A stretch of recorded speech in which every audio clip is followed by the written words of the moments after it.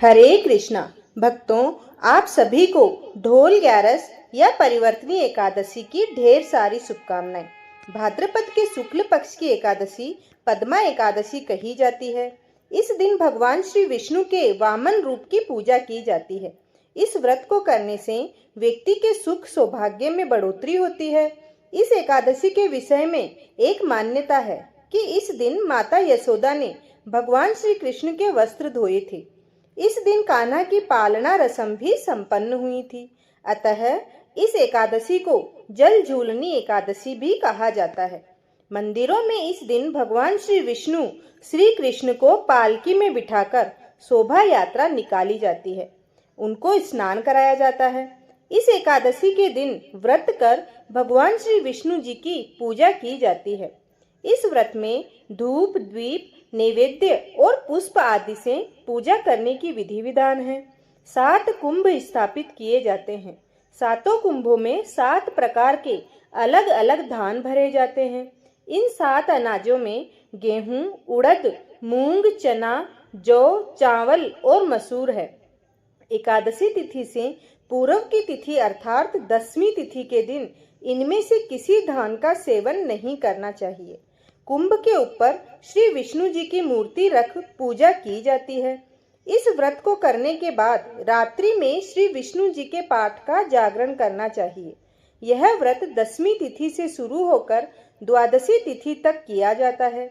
इसलिए इस व्रत की अवधि सामान्य व्रतों की तुलना में कुछ लंबी होती है। एकादशी तिथि के दिन पूरे दिन व्रत कर अगले दिन द्वादशी तिथि के प्रातः काल में अन्न से भरा घड़ा ब्राह्मण को दान में दिया जाता है। भक्तों, राजस्थान में जल झूलनी एकादशी को ढोल ग्यारस एकादशी भी कहा जाता है। इस अवसर पर यहाँ भगवान गणेश और माता गौरी की पूजा एवं स्थापना की जाती है। देवी देवताओं को नदी तालाब के किनारे ले जाकर इनकी पूजा की जाती है। संध्या समय में इन मूर्तियों को वापस ले जाया जाता है। भक्तों, आइए सुनते हैं ढोल ग्यारस की व्रत कथा। सूर्य वंश में मानधाता नामक चक्रवर्ती राजा हुए। उनके राज्य में सुख संपदा की कोई कमी नहीं थी। प्रजा सुख से अपना जीवन व्यतीत कर रही थी। परंतु एक समय ऐसा आया कि उनके राज्य में 3 वर्षों तक वर्षा नहीं हुई। राजा अत्यंत दुखी हो गए। वह दुख से व्याकुल थे। तब महाराज भगवान नारायण की शरण में जाते हैं और उनसे अपनी प्रजा के दुख दूर करने की प्रार्थना करते हैं। भगवान नारायण उन्हें भाद्रपद के शुक्ल पक्ष की एकादशी व्रत करने के लिए कहते हैं। राजा भादो के शुक्ल पक्ष की एकादशी का व्रत करते हैं। इस प्रकार व्रत के प्रभाव स्वरूप राज्य में वर्षा होने लगती है और सभी के कष्ट दूर हो जाते हैं। राज्य में पुनः खुशियों का वातावरण छा जाता है। इस उत्तम व्रत का अनुष्ठान अवश्य करना चाहिए। पद्मा एकादशी के दिन सामर्थ्य के अनुसार दान करने से शुभ फलों की प्राप्ति होती है। जल झूलनी एकादशी के दिन जो व्यक्ति व्रत करता है उसे भूमि दान करने और गोदान करने के पश्चात मिलने वाले पुण्य फलों से अधिक शुभ फलों की प्राप्ति होती है। इस दिन भगवान विष्णु करवट बदलते हैं, इसलिए यह परिवर्तनी एकादशी भी कही जाती है। यह व्रत करने से वाजपेय यज्ञ का फल मिलता है।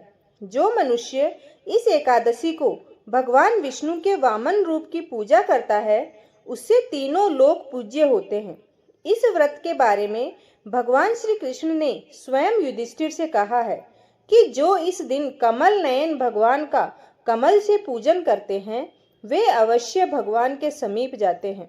जिसने भाद्रपद के शुक्ल पक्ष की एकादशी को व्रत और पूजन किया उसने ब्रह्मा विष्णु सहित तीनों लोकों का पूजन किया। अतः इस एकादशी का व्रत अवश्य करना चाहिए। भक्तों, अगर आप चैनल पर नए हैं तो चैनल को जरूर सब्सक्राइब करें और कमेंट में भगवान विष्णु की जय लिखना ना भूलें। धन्यवाद।